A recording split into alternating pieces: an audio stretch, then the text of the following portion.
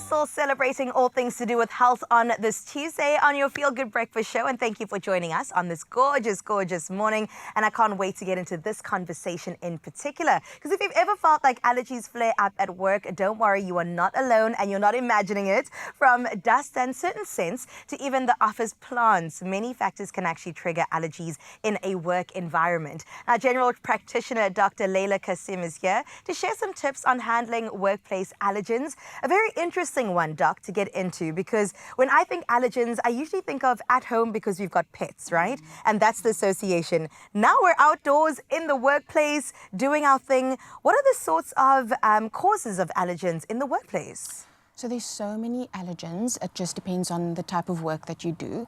But speaking about working in an office environment, the most common types of allergens would be your dust mite allergy, or allergen and dust.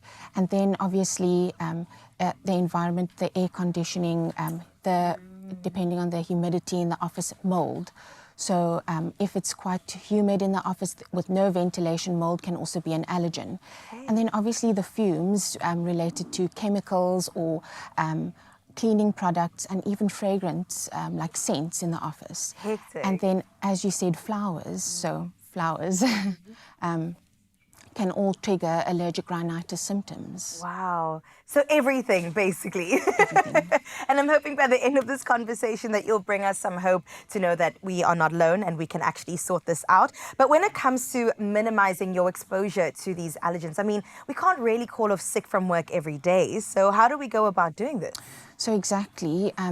Obviously, the way to manage an allergen or a trigger is to avoid the trigger. Yeah. But there are a few tips and tricks that can assist you with reducing your symptoms. Okay. So if there is a vase of flowers or a pot plant that you know is the trigger, remove it from the workplace. Another nice tip is making sure that there's adequate ventilation in the building or in the office space.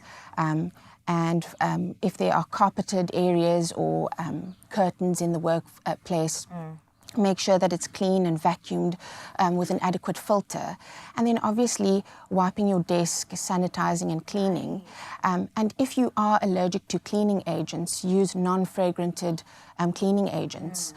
So those are small little tips and tricks. And then of course using your antihistamine and medical aspects, so an intranasal spray to prevent those negative symptoms of allergic rhinitis. See, I knew you would come with some good news. I absolutely love all these tips and tricks. I hope you took down some notes as well. But I also know that when it comes to antihistamines, you know, some of them cause drowsiness. Thankfully, Ceticit does not fall that category and you can use it without maybe passing out at your desk. But what are some of the benefits of using a non-drowsy antihistamine? So it's so important to know that there are available options. Yeah. So remember what an antihistamine does. It blocks the histamine or H receptor. So it prevents you from developing those negative symptoms. Okay. So a non-drowsy antihistamine is brilliant because it doesn't make you feel drowsy or groggy or lethargic. So you can be quite functional at work at your optimum. So, I mean, there are options. Don't think that an antihistamine is going to make you drowsy because we do have those options like Ceticit. Yeah, exactly. And I love that. You're like a hero. Not all heroes wear capes, as long as you know that.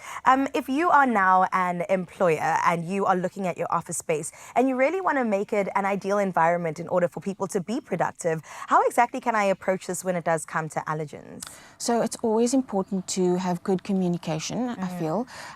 Know what the allergens are, speak to your employer, let them know that you know you do have allergic rhinitis, things do trigger your symptoms, and then speak to your employer. So make sure, as I said before, adequate ventilation and those avoidance to those triggers. And then there are safety measures in place. If it is a work environment that deals with chemicals in the workplace, make sure that you wear your mask and safety protocols with every work environment. Yeah. If there's one thing I feel like we need to normalize, it is wearing masks. Because if I come to the office space and I'm masked up, don't even look at me weirdly, okay? I'm protecting myself and in some cases protecting others as well. I love that. I did have a question a little bit offside, but you mentioned fragrances. Do you mean like diffusers or like people's perfumes? So a combination of both. Okay. Diffusers, perfumes, and even air fresheners can sometimes trigger allergic rhinitis. Wow. So it just depends what the patient or the person is sensitive to, and that might trigger the response, the allergic response. Okay. And Doc, can you develop an allergic reaction or response, or is it something you're born with? Yes, very good question. So all allergies or allergic rhinitis is an immune-mediated response. Yeah. So it's our body's reaction. So you can develop these reactions later on in life. So it's not that you are born with allergic rhinitis, it's more so, that you can develop it. And then it's just important to note that allergic rhinitis symptoms are not related to feeling ill or sick. So yes, you might have similar symptoms, but it's just in relation or as a response to the allergen. So it's not achy or feeling feverish because you aren't sick. It's just that allergic reaction. So you can definitely develop it. And if you cross over into that other space, then that's when you should probably seek medical help, right? Exactly. Okay. Exactly that. And even patients who have or present with severe allergic rhinitis symptoms, always seek advice from your medical practitioner.